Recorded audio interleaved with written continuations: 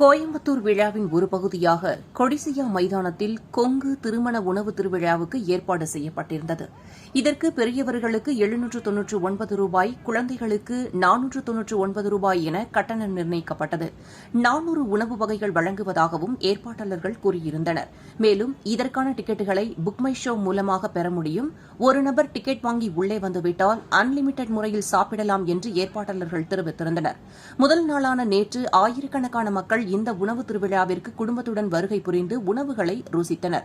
அதிகளவிலான கூட்டமானது காணப்பட்ட நிலையில் உணவு பரிமாறும் இடத்தில் மக்களிடையே மோதல் ஏற்பட்டுள்ளது. இந்த மோதல் இளைஞர்களுக்கும் பெரியவர்களுக்கும் இடையே ஏற்பட்டுள்ளது. அப்போது பெரியவர்கள் இளைஞர்களை அவமரியாதையுடன் பேசியுள்ளனர். அதே சமயம் முறையான ஏற்பாடுகள் செய்யப்படவில்லை எனவும் எந்த உணவு கேட்டாலும் இல்லை என்று கூறுவதாக பொதுமக்கள் குற்றம் சாட்டியுள்ளனர். மேலும் உணவை கேட்டாலும் தர மறுப்பதாகவும் கெஞ்சி கெஞ்சி வாங்க வேண்டி இருப்பதாகவும் இந்த பணத்திற்கு ஸ்டார் ஹோட்டலில் சாப்பிட்டிருக்கலாம் என்றும் உணவு பாதி வெந்தும் வேகாமலும் ருசியில்லாமல் இருந்ததாக பொதுமக்கள் தெரிவித்துள்ளனர். தற்போது இந்த வீடியோ காட்சிகள் சமூக வலைதளங்களில் வைரலாக பரவி வருகிறது.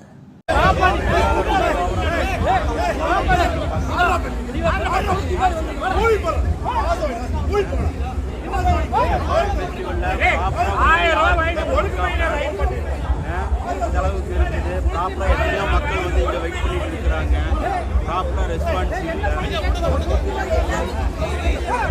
எந்த பொருள் கேட்டாலுமே எதுவுமே இல்லைன்னு சொல்றாங்க.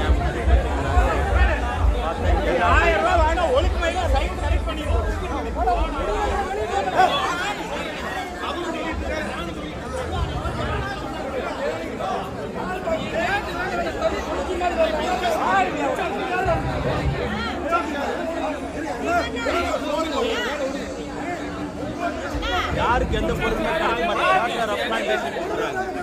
சும்மா கொடுக்குறாங்க.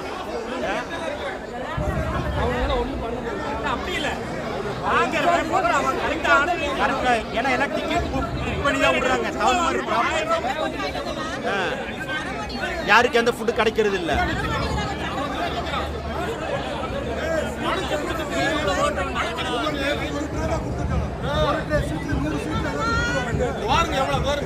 பொங்கலையில நிக்கிறது பார்த்தா நமக்கு வருத்தமா இருக்குது.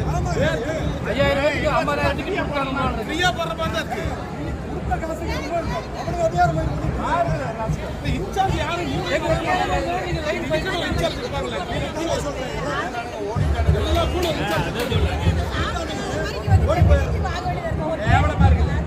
ஓட்டுல 4 பேர் வந்தா கம்முனு அங்க 5000 ரூபாய் கொடுத்தா ஓட்டுல ஜம் நல்ல ஓட்டுல நல்ல இதில விட நல்ல வாங்கி இருக்கலாம். அந்த அளவுக்குலாம் ஒரு எஃபெக்ட் எல்லாம் இல்ல. பாதி வெந்து இருக்கு, பாதி வேகாம இருக்கு. 35,000 கோடி வாங்கிட்டாங்கடே.